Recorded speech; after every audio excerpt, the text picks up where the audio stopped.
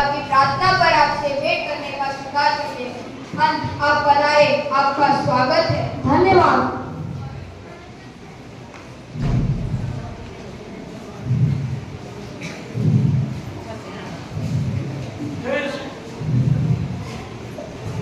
जय श्री राम। जय श्री राम। पधारिए राजा, प्रभु श्री राम आपकी राह देखते हैं।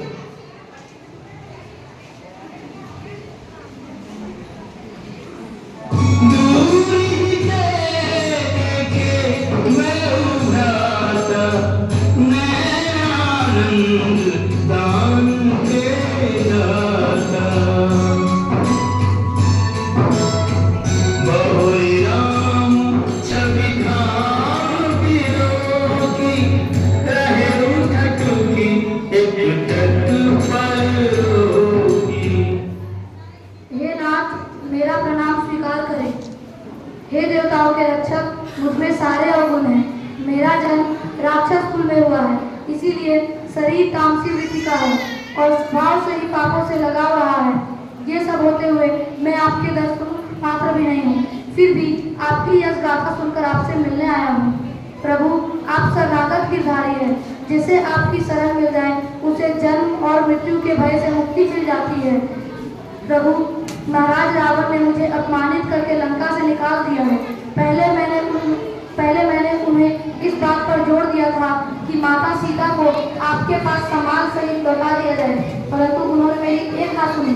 मेरी मुकुट तक को ठोकर मारकर मुझे अपमानित करके लंका से निकाल दिया। अब मैं अपमानित और तिरस्कृत होकर आपकी शरण में आया हूँ। प्रभु, आप शरणागत और स्थल है। मेरे अवगुण सूचना करो प्रभु, मेरी रक्षा करो प्रभु। आप हमारे शत्रु को त्याग कर हमारे पास आए हैं, अतः आप हमारे मित्र हैं। सो मित्र का स्थान ग्रहण कीजिए। माफ कीजिएगा, मैं तो एक सेवक बनने आया था। आपने मुझे मित्र का स्थान दे दिया। मैं इसका पात्र नहीं हूँ। ये आपकी विनम्रता है और यही आपकी महानता भी है लंकेश।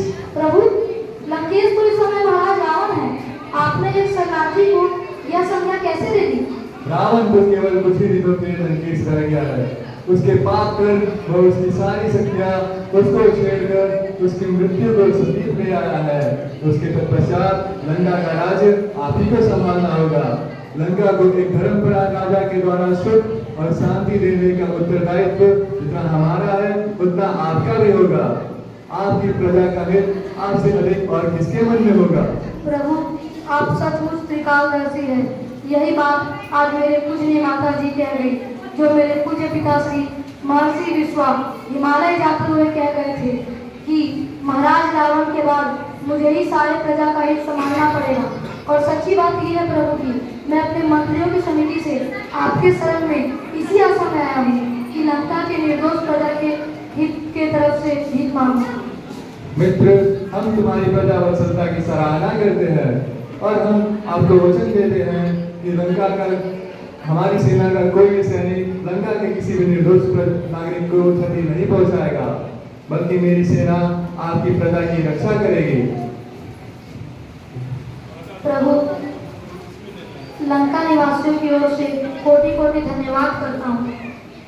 आपने एक सेवक सबको निर्भय कर दिया। आपसे बड़ा दानी कौन हो सकता है? यही अनुकंपा रखिएगा प्रभु। तुम अनुकंपा की बात करते हो मित्र, हमें तो तुमसे बड़ी सहानुभूति है कि कैसे उस दुष्ट मंडी में भी तुम अपने धर्म और नीति की रक्षा कर सके। कहते हैं दुष्टों की संगति से तो घोर नरक में रहना उत्तम है।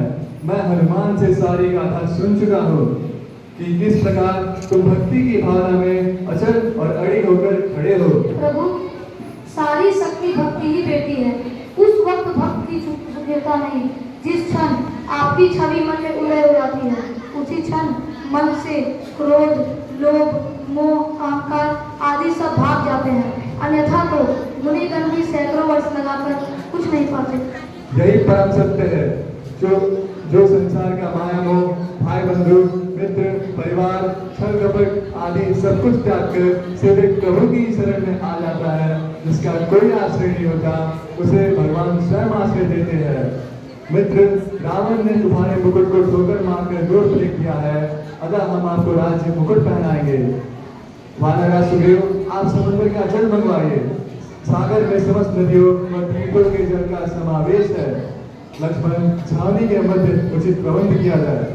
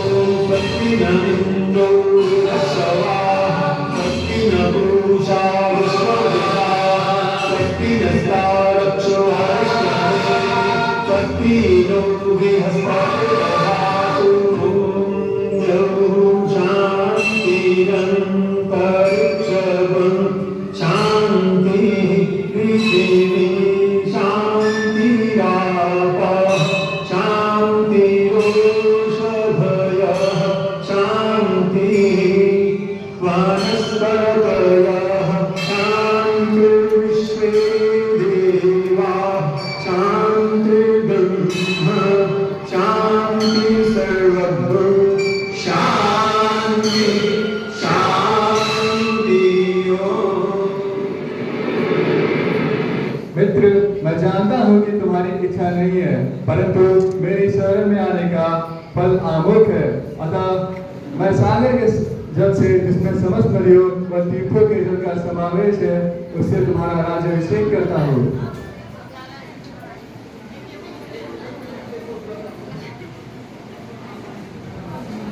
पति शिव राम नहीं दीन दे दस मात,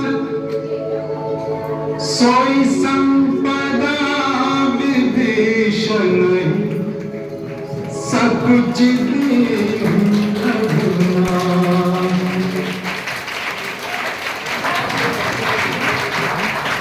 गंगापति महाराज आपके लिए गंगा महाराज कल्याणकारी हो। आइए आइए।